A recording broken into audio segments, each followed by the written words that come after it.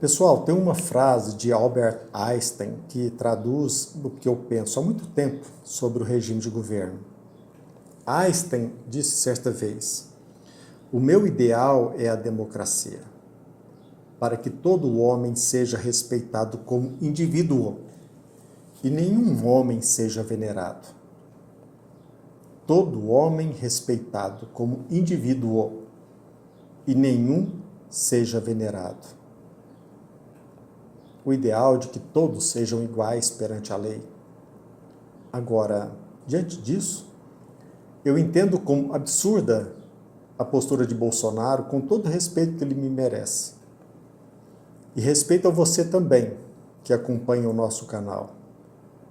Tentando nos forçar a votar em Nunes, justificando que nós não podemos errar. Repito, ele que tanto errou.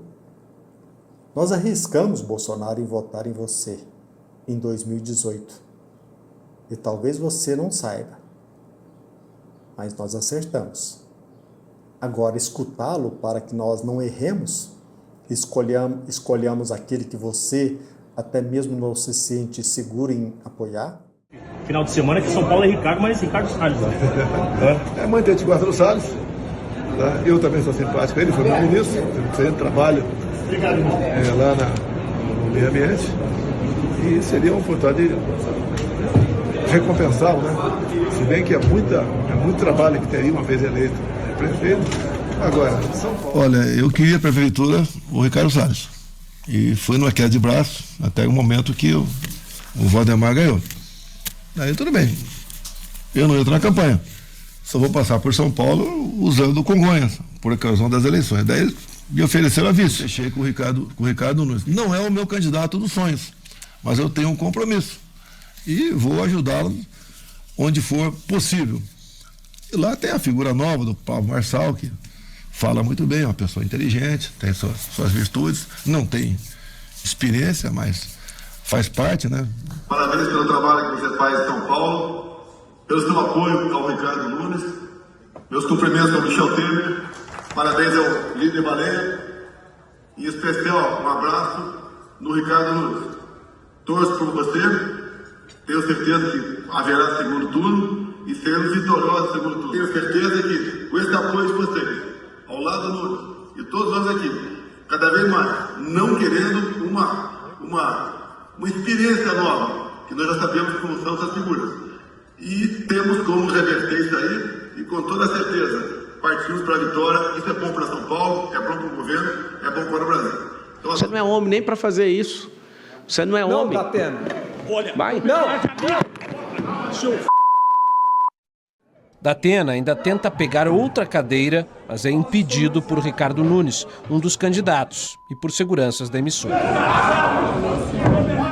A cadeirada que ele levou, se foi merecida ou não, cada um julga como bem entender, não achei justa, mas tá, como ser humano, eu entendi aí o Datena fazer aquilo. Não tinha mais alternativa. Pode ser covarde, não sei o quê, outras acusações até que, segundo o Datena, levou à morte da sua sogra. Você não pode brincar com esses sentimentos, meu Deus do céu, não pode. Pô. Por que o Bolsonaro embarcou nessa?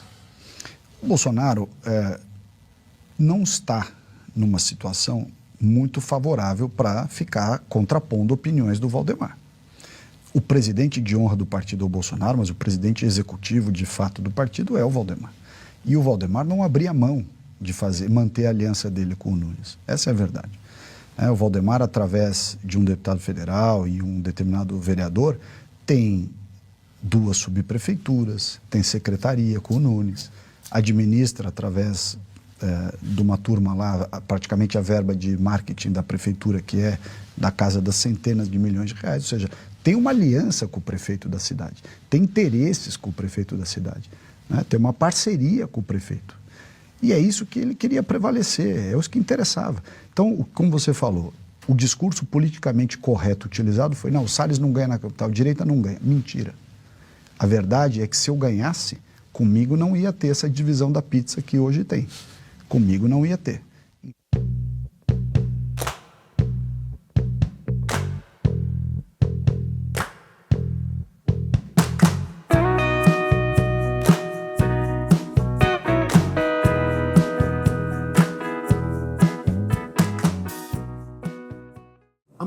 tempo eu venho estudando, eu venho procurando entender um pouco mais, percebendo que o conhecimento de fatos representa para nós o quê?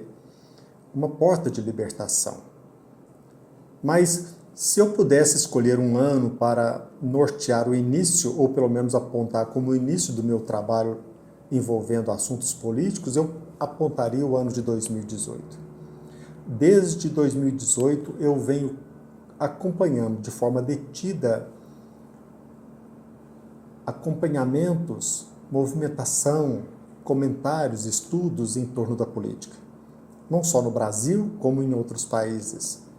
Acompanhando eleições não só em nosso país, mas também em outros países. E a cada dia que passo, a cada dia que eu vivo, eu venho constatando a importância da cidadania. E todos nós, além de indivíduos, precisamos cumprir os nossos deveres como cidadão. Repito, um dos motivos de aqui eu estar é, sem qualquer interesse financeiro ou rasteiro, é junto com você compartilhar aquilo que talvez possa nos ajudar no cotidiano, no desenrolar da nossa vida. Não tenho compromisso com o erro, e é natural que ele ocorra, porque toda e qualquer atividade que envolve o ser humano, é natural que o erro se apresente, o equívoco também se manifeste. Mas o nosso compromisso é procurar fazer o melhor, sem qualquer compromisso com o erro. Eu posso confessar para vocês que o meu maior arrependimento foi ter votado no Partido das Trevas em 2002. E por que votei em Lula em 2002? Porque estudando à época, lá já, como estudante do direito, como profissional estudante do direito, eu pude perceber que à época Fernando Henrique Cardoso teria sido, até então, para mim, sobre o meu enfoque, o pior presidente que eu pude constatar, que eu pude acompanhar. Eu sei que muitos falam a respeito da importância do plano econômico, mas percebam que este plano econômico, ele não nasceu pela vontade do cidadão, do político, dos economistas, mas, de certa forma, ele foi até mesmo exigido, ele foi imposto por outras instituições, até mesmo internacionais, ou principalmente internacionais.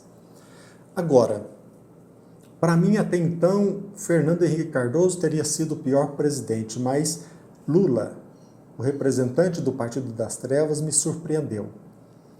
Votar no Partido das Trevas em 2002, o maior arrependimento porque eu pude testemunhar 2 mandatos, melhor dizendo 3, em que os péssimos exemplos, uma gestão corrupta, criminosa, se nos apresentou. Muito embora a maioria da população não percebeu, porque a maioria se mostrava à época como, até hoje, muito embora o esforço para a conscientização, mas a maioria ainda se mostrava desinteressada.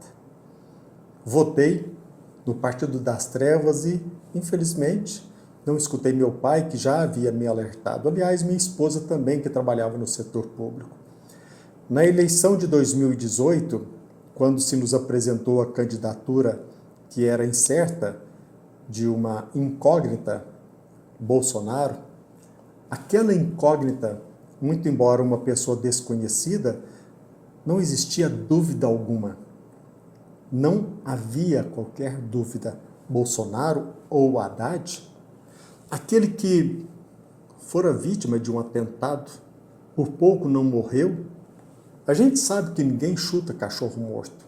Se tentaram matá-lo é porque ele estava, talvez, causando perigo a interesses escusos de grande parte de políticos e empresários. Até hoje eu não entendo bem por que alguém vota no Partido das Trevas. Sei que alguns fazem isso, exercem seu voto por interesse econômico, talvez por desrespeitar a si mesmo e também desrespeitar a importância do voto e ferindo os interesses da coletividade. Mas quem lembra dos 2 mandatos daquele que fora presidente da República do Partido das Trevas, testemunhou escândalos, escândalo do Petrolão, o Mensalão, além de inúmeros atos de corrupção. Quantos e quantos casos de corrupção, alcançando, abrigando até mesmo, se manifestando até mesmo no exterior. E não restava dúvida, muito embora desconhecido, uma hipótese, uma incógnita, não havia dúvida, votei em Bolsonaro. E, de fato, o exercício do seu mandato me surpreendeu. Muito embora ele tenha sido representante digno do nosso Estado, muito embora ele tenha procurado exercer o seu mandato, pelo menos a sua função, da melhor forma possível, é claro que ele errou. Sei, percebi, porque acompanhava detidamente as escolhas, péssimas escolhas em alguns setores. Talvez por isso fora traído várias e várias vezes. É verdade que ele escolheu os representantes, os ministros, para ocupar este ou aquele ministério com base no mérito. E pasmem, repito, sem conchavos, sem barganha, sem troca, com deputados, com senadores. E também durante o seu mandato, talvez você não tenha percebido isso, mas algo que eu jamais pensei que iria assistir, mas ocorreu. Diminuiu-se a carga tributária. E até mesmo, muito embora a diminuição dos tributos, a arrecadação aumentou. Apontado como corrupto? Sim. Houve alguma prova de corrupção? Não. Algum negócio corrupto? Alguma indicação desonesta? Imoral? Não. Não resta dúvida que Bolsonaro ele escolheu o mal, cometeu erros, equívocos, mas percebe-se nitidamente que jamais atuou com dolo. Ele escolheu o mal, inclusive aqueles que poderiam ser indicados e foram indicados para ministros da Suprema Corte. Como escolher André Mendonça? Como escolher Cássio Nunes Marques? Não resta dúvida. Nós sabemos que Vossa Excelência, Bolsonaro, não se envolveu em corrupção.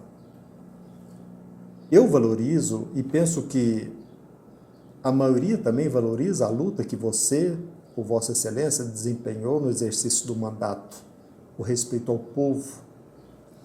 Temos ciência de que tentaram te matar. E a gente, repito, sabe que ninguém chuta cachorro morto. Se tentaram te matar é porque a sua candidatura, a sua gestão atingia interesses escusos. Agora, quanto à Prefeitura de São Paulo, Bolsonaro, sua postura, até mesmo a sua postura, sempre se mostrou vacilante, dizendo até que não iria aparecer em São Paulo. Agora Vossa Excelência vem de forma, a meu ver, desrespeitosa, tentando nos forçar a votar naquele, ou neste ou naquele candidato. Você, Bolsonaro, que foi vítima de atentado, vem em defesa de Datena. Você, presidente, que levanta a bandeira da liberdade, quer nos induzir a votar nesse ou naquele candidato? Aquele que nem é de sua confiança? Eu penso que nós precisamos de mais respeito. Sabemos que, Bolsonaro, de forma corajosa, você voltou ao Brasil, mesmo sabendo que poderia ser preso de forma injusta. Agora, neste momento, quando a credibilidade de Alexandre de Moraes ele caiu não só no Brasil, mas fora do país, não se deixe vitimar pelo medo e assim continuar encarcerado ao Centrão. Há políticos profissionais e não só, políticos mal intencionados.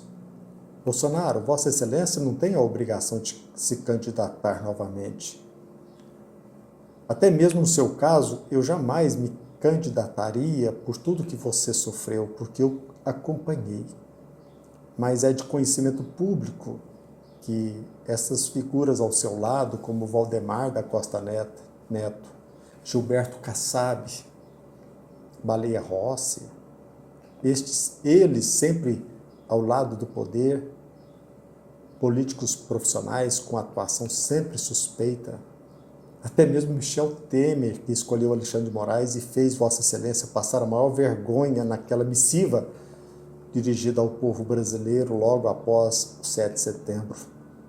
Lembra? Agora vem acusar Pablo Marçal? Sabemos que Pablo Marçal é também uma incógnita, uma incerteza, mas Vossa Excelência também se nos apresentou à época como uma incógnita. E nós acertamos. Não sabemos ao certo de que a escolha em Pablo Marçal será a melhor, mas nós temos o direito de escolher. Esperamos que a vaidade não o envolva com o medo de ter um concorrente em 2026. Eu desejo que não alimentes a ideia de ser venerado.